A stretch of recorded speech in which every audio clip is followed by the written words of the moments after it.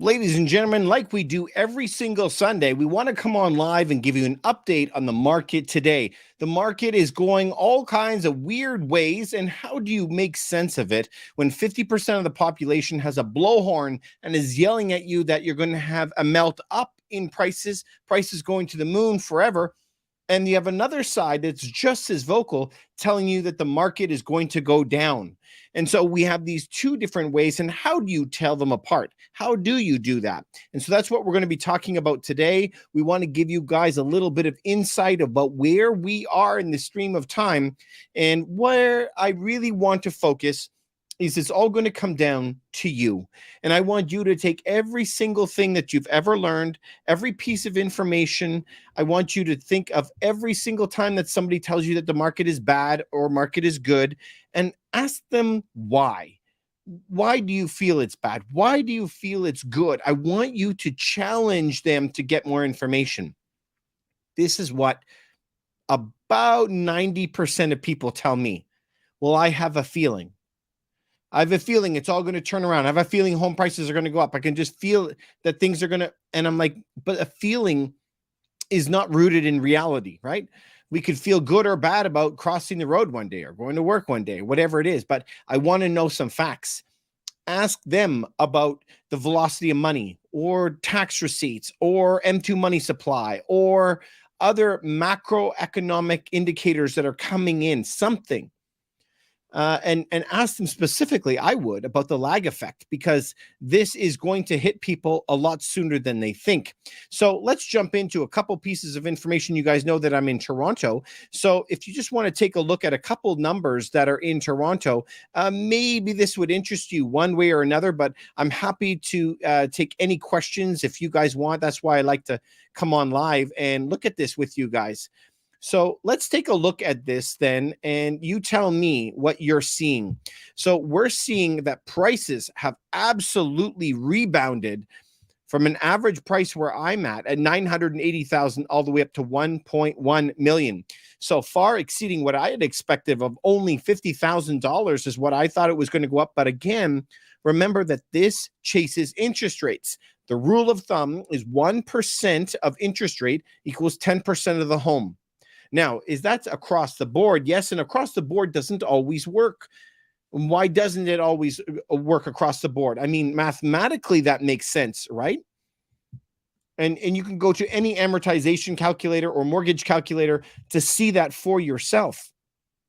But imagine this, that you have piles of money at different sizes on a table, and then I start shaking the table. Money kind of falls down from the tall piles onto the lower piles. And it's kind of how it is with housing. The more expensive the home, the more it's going to drop down. And then the lower properties actually can gain value. And that's what we're seeing in the majority of the markets. If we're looking at New York, if we're looking at where else do you want to look at? Chicago right now, Toronto, Vancouver, Montreal. So all over the place, we're going to always see the phenomenon. The more expensive properties drop more, and we're seeing a leveling out of property prices across the country. Because if you go to some of the interior of Canada or the United States, those properties are actually going up. So if you would have remembered, you could go back and watch some of my videos from last year when I was saying, as home prices are tanking, that's when you want to get out of the higher risk housing and get into some lower risk housing. So no one ever talks about the risk involved. So I think it's important that we always do so. So if you take a look at the prices here, they have rebounded miraculously, 980,000 up to 1.1. If we look in the past 12 months, prices are almost identical. Unbelievable. Now, of course, if we go back to the peak of where it was, in 2022, in January, those prices were quite a bit higher, still 1.3, now down to 1.1. So it's still lost a little bit, but there's a lot of areas that are down 30, 40%, and there's other areas that are only down, that are up 10. So we have to pay attention to that. And please, whatever country you're in, if you're in Canada, United States, doesn't matter, go to your a bond yield and pull it up. If we go and pull up a bond yield and just to see where we are in the stream of time, remember the higher the rate, the less the home price. The higher the rate, the less the home price. So you could see back in March, it was very, very high. It was very, very high up here at 3.61. It crashed all the way down. Look at that, just down to 2.8. And so you have seen just in the past 2 weeks or so, we have seen that the number has gone up quite a bit. And so that means mortgage rates are going to be going up. And that's because they're betting on Canada raising the interest rates on June 7th. So we have to actually break that down for a moment, because the United States has been very, very bold, and they were able to raise their rates 10 times up to 5.25. Canada was moving up and up and up and up with the United States, but then they ran into a mega problem. And why did they run into a mega problem? Canada decided to pause its interest rates. So if we pulled up a mortgage, let's do it comparison calculator. Let's just try to see if we could pull up a mortgage comparison calculator. If we do so, you should be able to see here, if we take the same loan, like say last year we could get it at 2%, and this year we could get it at 6%, and we had the same amount of amortization, doesn't matter what it is. If we calculate these, we're going to see what the payments actually, how much they changed over their term. So if you take a look here, 250, like where can you get a home for that? Average price in Toronto is well over $1 million, but let's put 750 to account for other places that are looking at it. Look at the payments from $3,000, $3,100 up to $4,800. So when you're facing like a 50% increase in prices, that's going to slam a lot of people. And so this is the reason why United States kept raising their rates. And so if we take a look at the rates in Canada, the rates skyrocketed, mortgage rates. So if you take a look at them, I don't know if I could find a chart fast enough, but if you took a look at the charts, the interest rates went bananas, right? Look at earlier in the year, 7.13. Woo! That is crazy.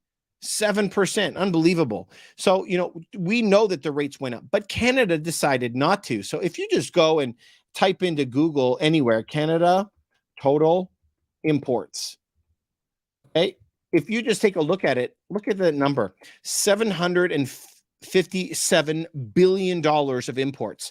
So remember, when we take something and we are bringing in money from another country, okay? When we're bringing all these goods in from another country, it gets really, really, really dodgy, because the rates, the exchange rates for Canada to US, the US dollar becomes more valuable when they raise their rates. Canada does not. We paused. US raised their rates 10 times. We only raised their rates 8 times. And so because of that, in the international scene, the United States dollar is considered stronger. So if they're stronger, that makes a big, big problem. So now Canada decides to pause their rates. So what did they do? Let's just use this example right here. $750,000, 2 years, 25 years, and $3,000 payment. On this case, $750,000. So instead of raising it up to 6%, let's just say Canada bailed and put it at 5.5. So now they reduced it. Okay. So what was it before? Let's go to 6 again, just to see what it was. 6. So $4,800. Now let's bring it down to 5.5. We didn't raise it 2 times.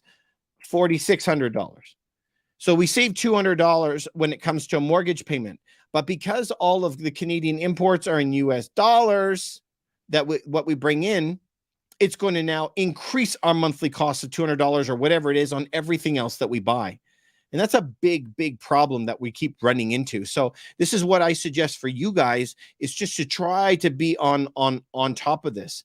So everyone wants to know, the main question that everybody asks all day, every day is, what do you think? How long are rates going to go high? Well, I think they got to go lower. Now, if we look at the Office of Superintendent of Financial Institutions, it's the fancy long word. It's just the governing body of the banking sector. Or if we look at the Bank of Canada, or we look at the Federal Reserve, or we look at the European Union, it doesn't matter where you go. They're all telling you the exact same thing. Expect rates to be higher for longer. So, and they actually said you have to get used to this, higher rates for longer. But this is what I ask you as well. What do you actually expect? What do you expect them to say? Because just for the devil's advocate, if I on the other side said, all right, guys, we are going to lower rates come August, if they did that, you know that nobody on the planet would buy anything between now and August. And then in August, there would be a tsunami of people trying to buy properties. And that bidding process that goes all the way up, and they'll overpay on everything like they do all the time, that would cause massive amount of inflation as well. So I ask you, what do you think they should say? That's my question. What do you think? So this is why I think that we got to do something about it. But what can we do? So anyway, let's take a look at some extra numbers, you guys. Let's take a look at Toronto and see where we are sitting today. But this gives you a really good idea of where we will be in the future, I think. If we take a look at this and see that the prices in the past 12 months, this is an average of every single home, every condo, every townhome, everything, okay? When we take a look at this, all of a sudden now, prices went from 1.1 million to 1.1. We've recovered all the loss that we had in a year. Unbelievable. And for some reason, people are lining up to buy homes, guys. April data came in 18 days on market. It took to sell that. We have not seen that since last summer when inflation was peaking at 9.1% in the States. Unbelievable. It's crazy. So we know that properties are selling really fast for much higher prices. And how are they bidding?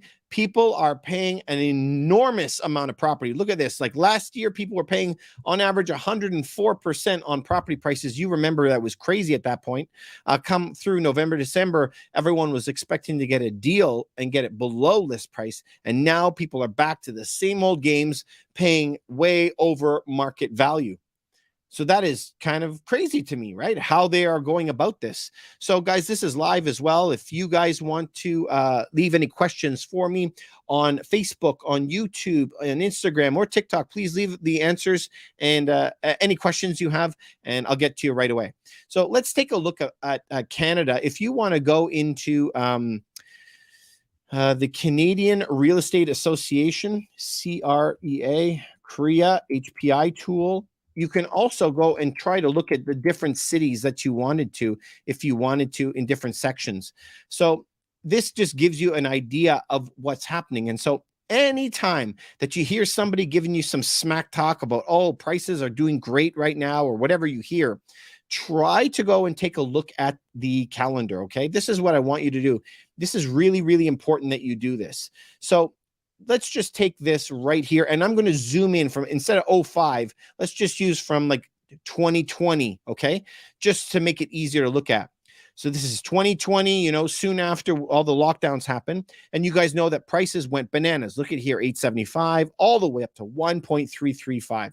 And prices were dropping like a stone because of interest rates last year, all the way down to $1,078. And then you see this curl up right here. That curl up is what everybody's talking about. So if we look past in the past year in Toronto average prices, this is just one city, right? We can see that there's a rise in prices, but that looks incredible. And it is. Let's not take anything away from it. But that's this little curl that you see right here at the very end. So if you wanted to see that in another time, you know, we could add other cities in Canada. Maybe we can add Vancouver. Maybe we could add Montreal. Maybe we could add Ottawa into it, something like that. And we could try to see what we're seeing overall. But overall, you're seeing every single color, even these lower ones in Ottawa and Montreal, slightly curl up. And that's what we're seeing right now in the market as a whole. All right, so we got some questions coming in. I'm in Vancouver, and if you can believe the RCMP, they'll tell you that it's drug money being laundered. I've had 10 of billions of dollars washed in housing, and they're not incorrect. There is an enormous amount of fraud in the real estate market, unfortunately. It's really, really tough. Like anything in life, listen, this is something that I've learned a long time ago. If anybody ever tells you, ever, that it's all because of one thing, or all you have to do is this one thing, The moment you hear that, you discontinue, you even stop listening. So I don't believe that it's one thing. It's a myriad of things all piled on together. But the other thing that I've learned in life is anytime you want to know the answer to a question, follow the money. If you follow the money, you'll always have the answer. Common sense tells you that the average Canadian earning 50,000 isn't buying a $2 million house. And I have to agree with you. In Toronto, it's very, very similar to Vancouver. You know, the average wage here is 72,000 and the average home price, as we just saw, was 1.1 million. So on that property price at 1.1 million, you know, you'd have $72,000 of debt, of interest per year. It costs now like 130% of a typical person's wage just to be able to pay for a mortgage payment. So that means it's impossible. Can't pay taxes, can't eat, can't get gas, nothing else. So it's a mega problem. Here's another question. Won't the influx of immigration keep housing prices high despite the higher interest rates? Good question. And the answer to that is absolutely not. No way, Jose, that cannot work. So let me explain why and give my reasoning why. When I was young in Canada, we were sitting at like 21, 22 million. Okay. Now we're sitting at 40 million, just shy. We brought in 20 million immigrants. Okay. And so this is always the answer, always the tale that you hear. Oh, if we bring enough immigrants, that everything will be better. And so we brought in almost doubling the population of Canada, 20 million immigrants coming. And the problem is worse. Last year, we set a record 1 million immigrants came to Canada and we're worse off. So here is the caveat to all that. If the property price in Toronto, for example, is 1.2 million, and you need to put a minimum of $200,000 and change down, plus all your taxes, so you need $250,000 to put down on a home. And in Toronto and Vancouver, they say that you have to, if you're going to live a comfortable life, make a minimum of $250,000. So if all of the immigrants, and I notice I'm saying all, if all of the immigrants coming to Canada are coming with $250,000 in the bank and a job of $250,000 in addition, and you brought 1 million of those, yes, a lot would get fixed in Canada. We'd be building like crazy. If on the inverse of that coin, you had a lot of people that came here that didn't have any jobs, that don't have any money, then it doesn't fix anything. We need a lot of cash. And by that, the people that have to come have to be able to afford homes. So yeah, unfortunately, it doesn't work.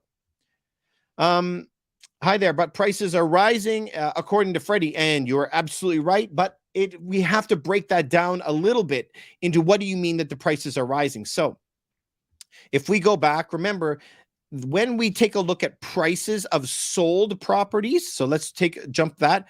When we look at sold properties, this is looking in the rear view mirror as you're driving the car. When you're driving a car, you only look in the rear view mirror every now and then, but you should spend the majority of your time looking out the front of that windshield. Like, would you agree? I hope that you agree. Okay, so we got to look forward. When we look at the prices here, this is just telling you what happened in the past. So if we want to know what's going to happen in the future, we have to look at what current rates are doing right now.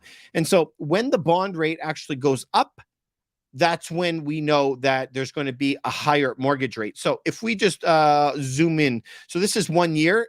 So when you have a high bump on these high bumps, that's when home prices are their lowest. So let's just zoom in maybe to the 6 months, okay? When you look at 6 months, what happened around here? Silicon Valley Bank maybe collapsed. And that's when I did that video on YouTube telling everybody, you got to thank your lucky stars that bank collapsed because mortgage rates are going to come down. Yes, of course, you could have bought a couple weeks ago and it was much lower. So why is the interest rate spiking right now? Why is it gone from 2.9 up to 3.3? Why did it do that? And that is because they think that Canada is going to be raising their rates again on June 7th. And that's why those rates are fluctuating. So that's where we're at right now. All right, so let's go back and let's see. I think that we had a question here from Freddie. You said, hi there, but prices are rising. Unfortunately, that's not the case. I don't know what you mean, Freddie. Can you expand on that for me? I'd appreciate it. So it's the rates right now that are the thing that's going to affect everybody for sure. And as you guys know, that we sell properties in Toronto, so you can always go to this website right here, sellhigher.ca. Sellhigher.ca if you're looking at selling your home in the great place of Toronto. My office, my office is somewhere right around there.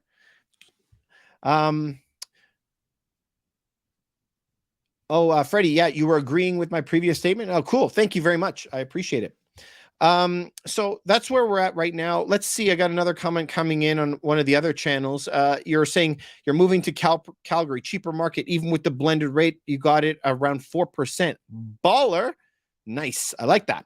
So let's take a look at where we're at. Let's go back in time and take a look, since she's saying that they're going to Calgary. Let's check out Calgary. And as you guys know, that both sides of my family come from Alberta, so I know it very well. If we take a look at Calgary right here, the prices actually have kind of remained flat from 2012 all the way to 2020. They just don't change very much. Very, very stable. Now, look at where it was in 2020, 414, spikes up to 530. Okay, so what does that end up? 25% up? Okay, 25%. Let's just say, try to remember that for me. Let's take a look at Toronto. If we look at Toronto, where we started, the money printers, and this is what you have to know, 800 all the way up to 1.3. What is that? It's well over 50%.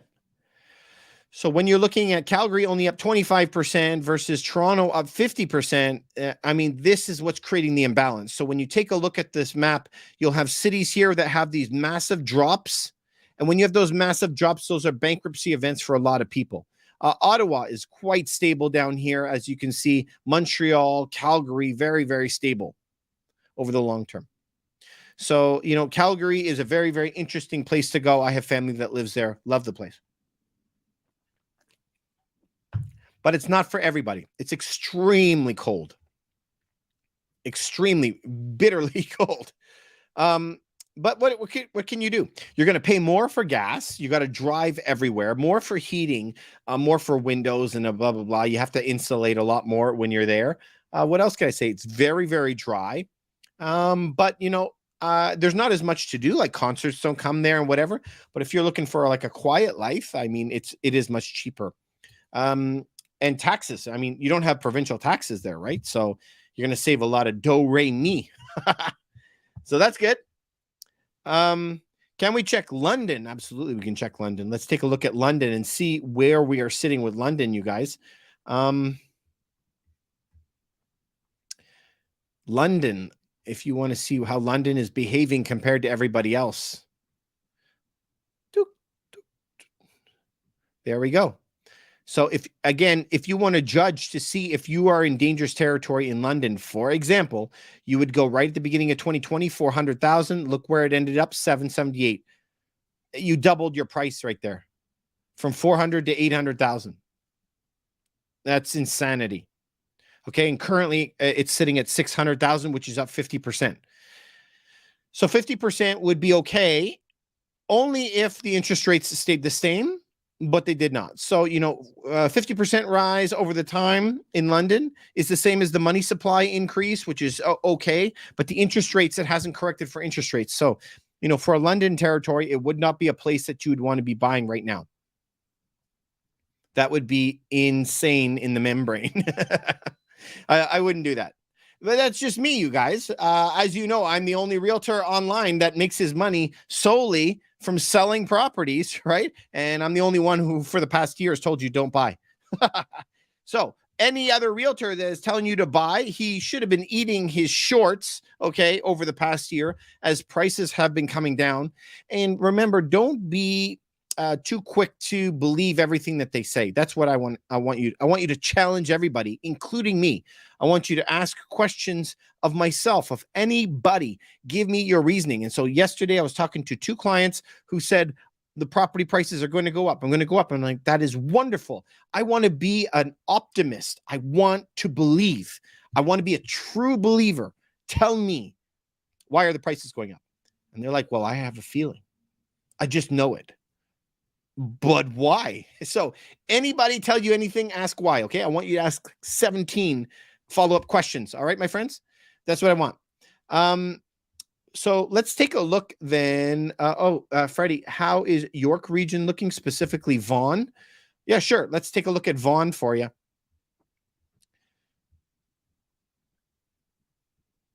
Let's pull up a city for you and take a look at Vaughan. User about London. I hope that helped. I hope that it helped. Whatever I'm telling you. No one has a crystal ball. Exactly. Nobody does. But there's some things that happen over and over and over again in history. And specifically, when interest rates go up, home prices come down. 100% of the time, you don't have to be a genius to figure that one out. Also, if everybody loses their jobs, we're in a recession, home prices are going to go down. Happens every time. So certain things were very, very predictable. All right, let's check out Vaughan prices. Do you see here? Let's go back to the beginning of last year, because that's what most people want to know, is where it was from the peak to trough. In Vaughan, average price is 1.6 million for the Freddie, and now they're sitting at 1,350,000. So it's gone down a bit. It's gone down a bit, but only 7% from the total. It's only measuring from right here, 1.4. So if it was 1.6, there would be a bigger drop. So this is where we're at right now. So if I guess the question was going to come back, where would you be if you were in Vaughan? And I was looking at numbers like this. So Vaughan typically is more houses. So let's just take a look at houses, specifically detached. 1,347 detached properties sold last year. Maybe this is what you were looking for, Freddie. Prices were 2.2 million, now sitting at 1.8, only down 14%. So if it's only down 14%, but the interest rates should have pulled it down a minimum of 35, it's still overvalued. So that means you would not want to buy in this market. But if you had a property that still was way above where it should be, then yes, it should be dropping, which means you should sell it, number one. Number two, you should be going to sellhigher.ca for your free consultation to sell your home for more money and less hassle. This is where you could reach out to me if you like. Yeah, Freddie. So you're saying all we could do is cover previous trends, and you're absolutely right. But some things aren't really, really complicated. If 20% of your workforce loses their job, that means 20% of the people can't pay mortgages, and home prices are going to go down 100% of the time. There isn't even an outlier there. Every time we go into a recession, home prices got to go down 100%. When interest rates got to go up, it's going to hurt a lot of people. So when we were doing an example before, just let's say the average price in Toronto is 1.1 million. And we want to just see the difference of interest rates. Look at the interest rate difference, 4,600 all the way up to 7,087. Not everybody has $2,500 just lying around the house for no particular reason. And so if you're taking out $2,500 extra dollars every single month, things are going to suffer. Absolutely, in your household, guaranteed. And so when that happens, this is bad things happen. So either you're going to lose your house, or you're not going to be buying gas anymore. You're not going to be buying cars or TVs or vacations or whatever it is. And every dollar that you spend is a dollar of income from somebody else. So you're taking away that income from somebody else when you do that, right? So there's going to be some really, really tough times. And the Bank of Canada and the Federal Reserve have both said it's a time of adjustment. And I like Charlie Munger and Warren Buffett. They just came out and said, all we know is there's going to be different names on all the properties in a few years. Meaning everyone's going to lose their properties, commercial, residential. They're going to lose as the home prices go down, and new people are going to buy it. That's all they know. So yeah, and Freddie is mentioning here that $2,000 a month, that's crazy, right? Guys, that's not where it ends. $2,000 a month is just the mortgage payment. Remember, the taxes went up. Insurance on your home has gone up. Your daycare has gone up. Your food costs are through the roof. Your gas costs have gone up. Everything involved with your kids, everything involved with you has gone up. Your insurance premiums on your car and your health premiums have gone up. And I ask you, Has your wage gone up? And the answer is no. So when the cost of living goes up 14% in a year and your salary only went up 1, that's a 13% difference, which means that you had a 13% lower quality of life. Because the dollar is not necessarily something. It's just an imagined amount of money. And I always show you guys the exact same thing because I was taught wrong as a child. When I was young, I always thought that a piece of paper was money. This was considered money, silver and gold, real metal, something of value, universal value of exchange, gold and silver. You can take it anywhere you want, right? But if you don't have real money, what we have today is not money. Do you remember, for lack of repetition, you guys, that a dollar used to be a silver certificate? $1 silver, look on the very bottom, payable to the bearer on demand, because $1 was worth 1 ounce of silver. At any moment, up until 1971, I could walk into a bank, hand the bill, and they would have to hand me a silver, money. This was redeemable for money. But after 1971, they started printing on it. It's a note, N-O-T-E, meaning it's faith. It's based on faith. It's not based on anything. So this now is called currency. It's not called money anymore, but we still call it money. Even I do by mistake. I was told my whole life this was money, but it's not money. And so then that's when we go down that rabbit hole of what is money, right? And it's a very hard concept. This was $1 billion from Zimbabwe, but just in a couple of years, at one point, $1 in Zimbabwe was worth $1 US. And a couple of years later, $1 billion. This is a real bill. This is not fake. A couple of years later, this bill would not buy you a cup of coffee. But just a few years earlier, this would have made you one of the richest people on the planet. Unbelievable, right? So if you're going to do anything, I want you guys to understand what the value of a dollar is. I always say my granddad worked for $1 a day. I have his paycheck, $5 a week. My father worked for $5 an hour. No, I did $5 an hour. My dad was $5 a day when I started work. So, I mean, the dollar changed, not the amount of time that we put in. We all worked 1 hour or 1 day, right? So that's what's really, really, really changed. So and if it would have changed from $1 a day to $100 a day, you would have said I'm 100 times richer. It's just because it's slowly putting the screws to you. And that's what we got to know about. So I got a user coming in here saying, I'm looking to buy in Toronto, but how can I wait for prices to drop when rent is so expensive? So I guess at the end of the day, sir, very, very good question. Number one, everybody is asking the same question, by the way, so you are not alone. The question is they're both expensive. So you have to ask yourself, what is more expensive and what is the risk?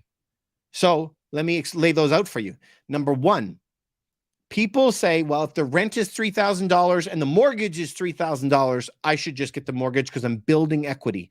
But what people don't pay attention to is condo fees, the phantom prices, the phantom bills, condo fees, property taxes, and then you have insurance that you're paying, repairs. Repairs are a lot.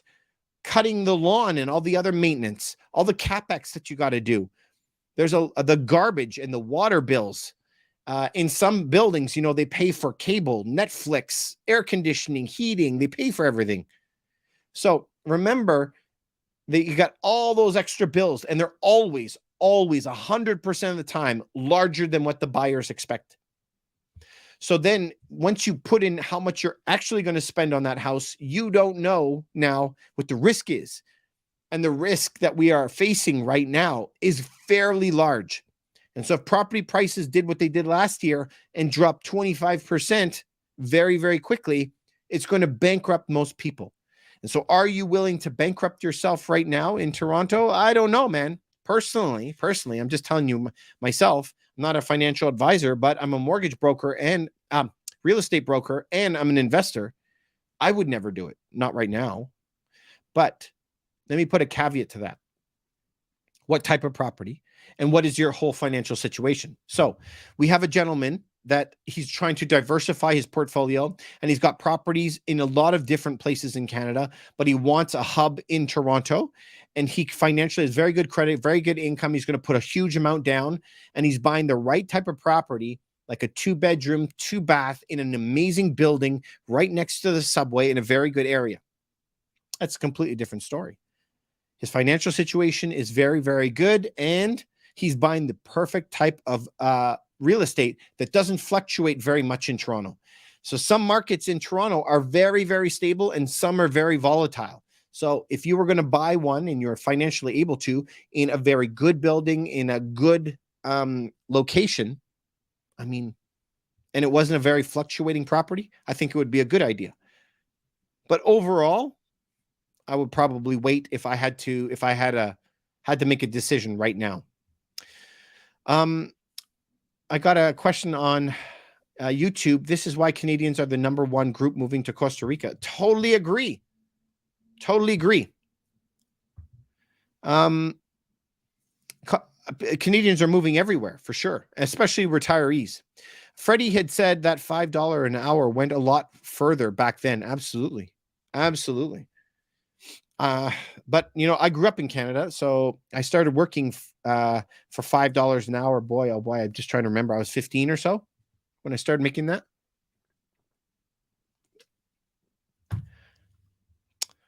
All right, you guys. So I like coming on here just to be able to help you guys out if you guys have questions or something. But we're going to be going into some very, very hairy times. So this is where we're going to be.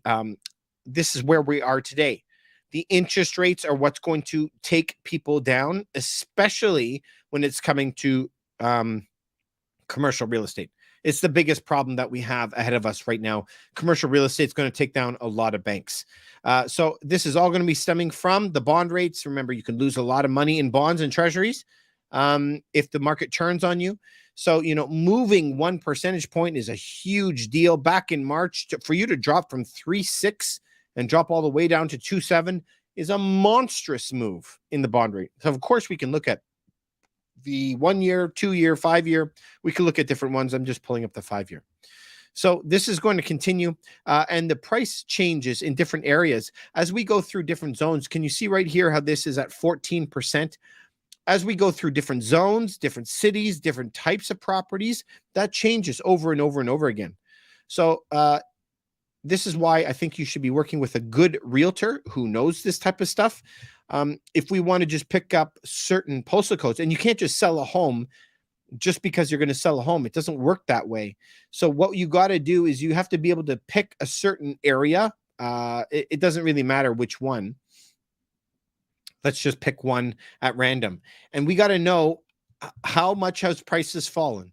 So we see that prices have fallen 12% so far. They're selling for $1,075,000 for properties inside of one single postal code. We got to know what the prices are.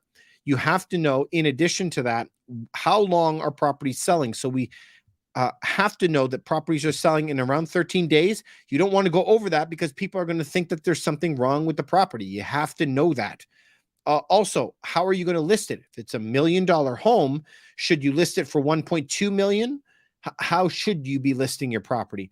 So when we see that inside of L5N, for example, that properties are selling for 105%, you have to put your property price a little bit lower than what you expect to get for it. So people are kind of shocked by this when they see a property that they want for $1 million.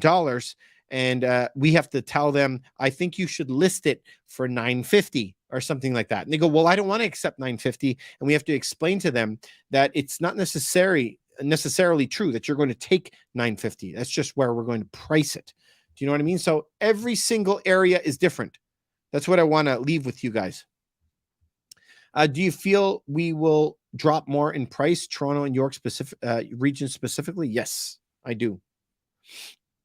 So if we come back to this chart, let's just go back to a different chart here, okay? I just want to pull one up. This is for Freddie specifically. I don't have one for York region. But what let's just pick one.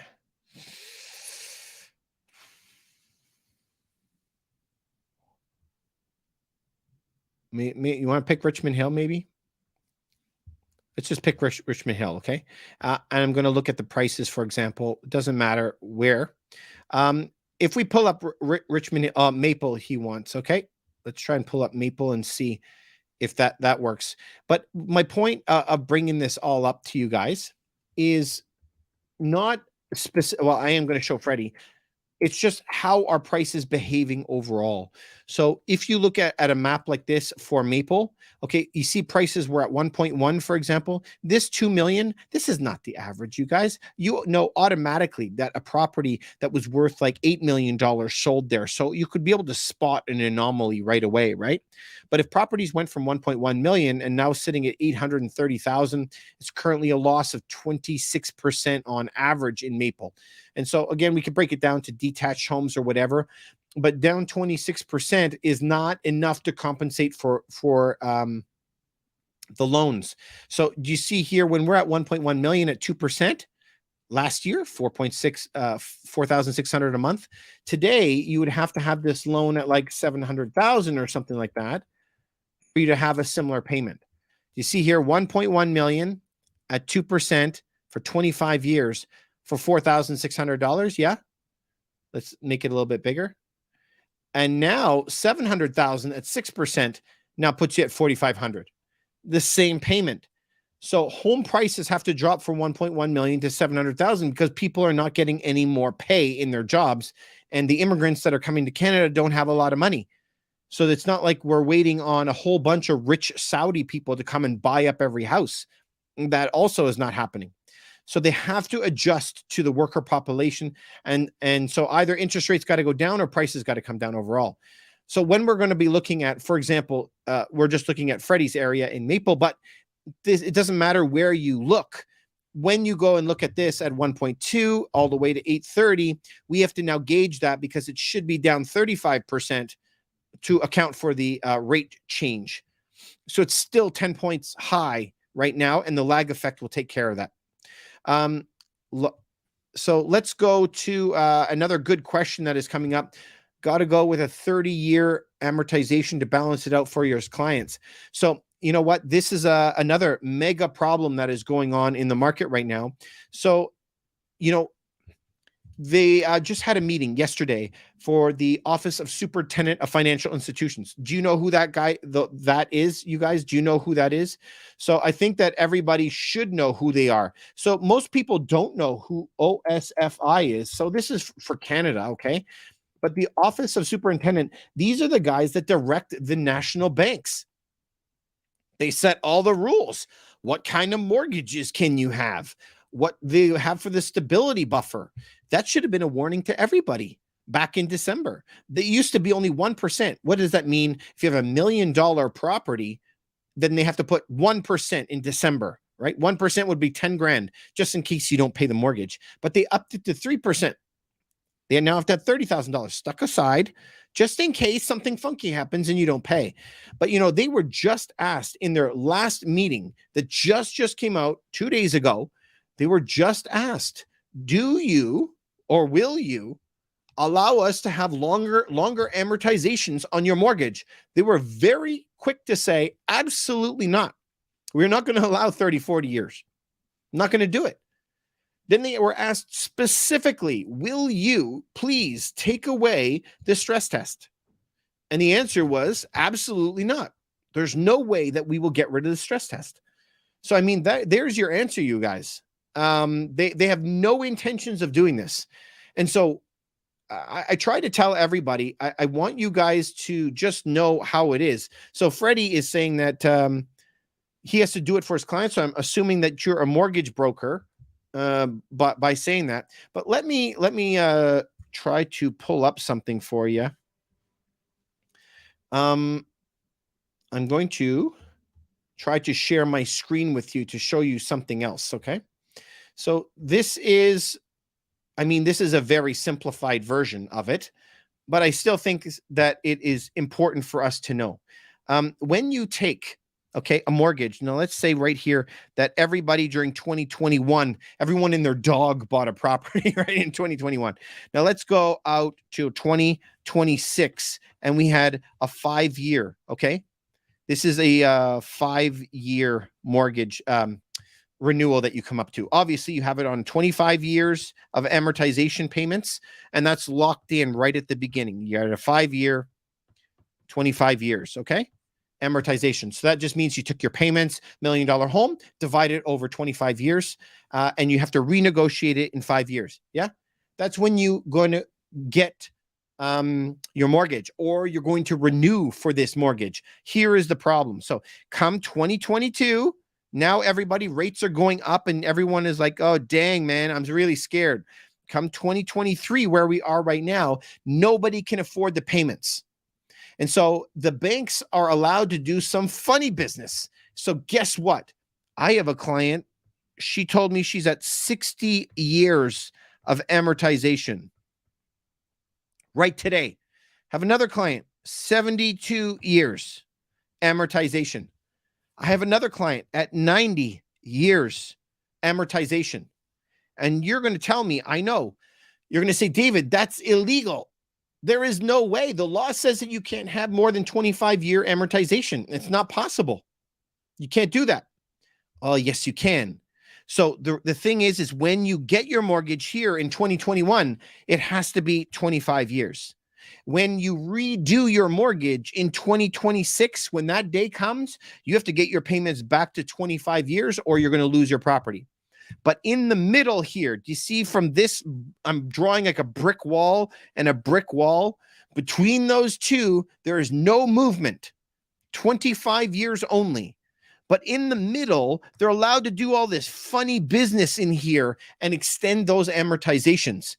They're doing this as a temporary measure. According to the Office of Superintendent, that website that we were just at, they said this is a temporary measure to try to give you a little bit of time to figure out your finances and how to deal with the losses. So when a property drops from $1 million and goes down to $650,000, now you're saying, okay, well, how am I going to suffer this loss?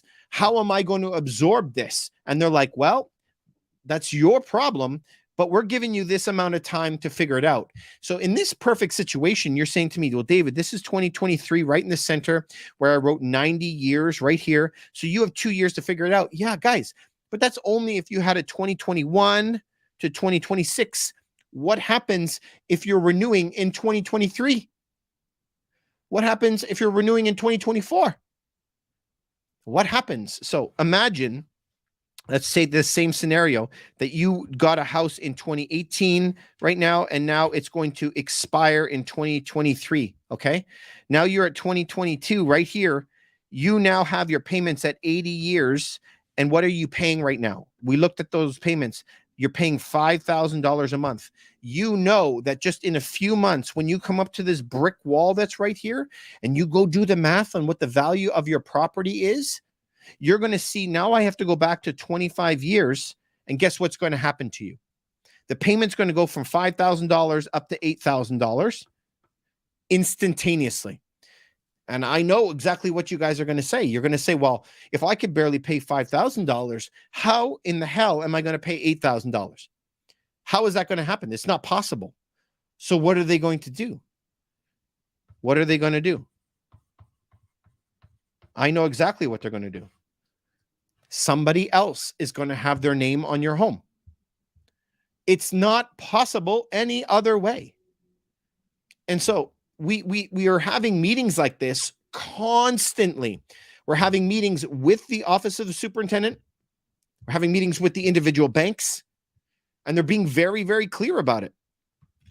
So they keep on asking specific questions. Will you be lowering the rates? No. Will you be getting rid of the buffer zone, the safety net for the interest rate, where they go a couple percent over? The answer is no. Will they extend the amortizations to 40, 50 years like they do in some European countries? The answer is no.